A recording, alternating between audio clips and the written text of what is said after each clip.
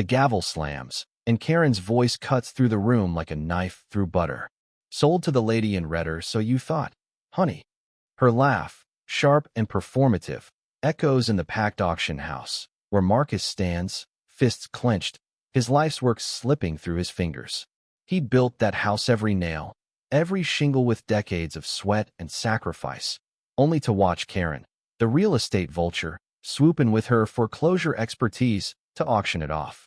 She'd orchestrated the default notice, twisted the paperwork, and turned his missed payments into her payday, all while flashing a smile that could sell sand in a desert. The crowd murmurs, sensing the injustice, but Karen thrives on their discomfort, her manicured nails tapping the podium as bids climb higher. Marcus's home, a modest two-story with a porch where his kids once played, is now a spectacle for strangers. He'd been laid off from the factory 6 months ago, and the bills piled up faster than he could breathe.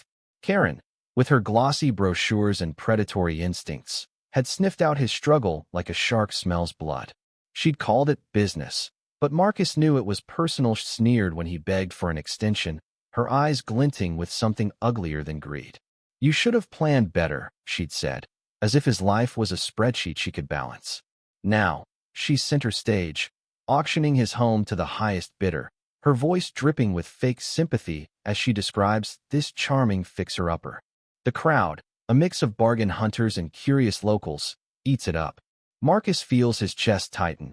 His house isn't just bricks, it's his late wife's garden, his son's first bike ride, his daughter's crayon marks on the walls. The bids climb $150,000, $000, $160,000, $175,000, $000, and Marcus's heart sinks. He's got nothing left but a small savings account, barely enough for a month's rent. Karen's eyes scan the room, locking onto a wealthy couple in the front row, their hands raised like they're buying a vacation home. Do I hear $180,000? She purrs, her confidence unshakable. Marcus steps forward, his work boots scuffing the floor, and the room quiets. I'm not done yet, he says, voice low but steady. Karen's smile falters, just for a second, before she recovers with a condescending chuckle. Sir, this is a serious auction. Please don't waste our time. The crowd shifts uncomfortably, but Marcus doesn't flinch. He'd spent the last week scraping together every cent he could, borrowing from friends, selling his old truck, even pawning his wedding ring. He'd found a loophole in the foreclosure process, a clerical error Karen's team had overlooked, and a community lender who believed in second chances. I bid $185,000, Marcus says, holding up a bank statement. Gasps ripple through the room. Karen's face freezes, her gavel hovering midair. That's impossible, she snaps, her voice sharp enough to cut glass. You don't have that kind of money. But Marcus is ready. He hands the auction clerk his documents, every page meticulously prepared. The clerk nods, confirming the bid is valid. The wealthy couple hesitates, sensing the shift in momentum, and Marcus pushes forward. $190,000, he says, his voice louder now, fueled by years of resilience. Karen's composure cracks. She slams the gavel down, demanding a recess, but the clerk shakes his head. The rules are clear. The crowd leans in, electrified, as Marcus matches every counter-bid, his determination a force no one expected. Karen's smugness evaporates as the bids hit $200,000. She tries to discredit Marcus, accusing him of fraud, but the clerk shuts her down.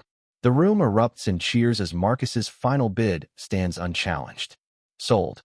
The clerk declares, pointing to Marcus, to the man who never gave up. Karen's face is a mask of fury and disbelief, her empire of manipulation crumbling in front of her. Marcus walks to the podium, not to gloat, but to sign the papers. The crowd parts for him, some clapping, others wiping tears. He looks at Karen, not with anger, but with pity. This house is my family's heart, he says. You can't auction that. As Marcus leaves, keys in hand, the victory feels hollow.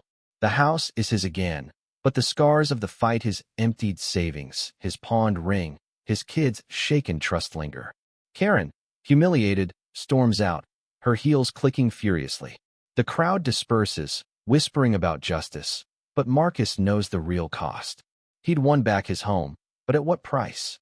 The porch light flickers as he steps inside, the crayon marks still there, a reminder of what he'd almost lost and what he'll never let go again.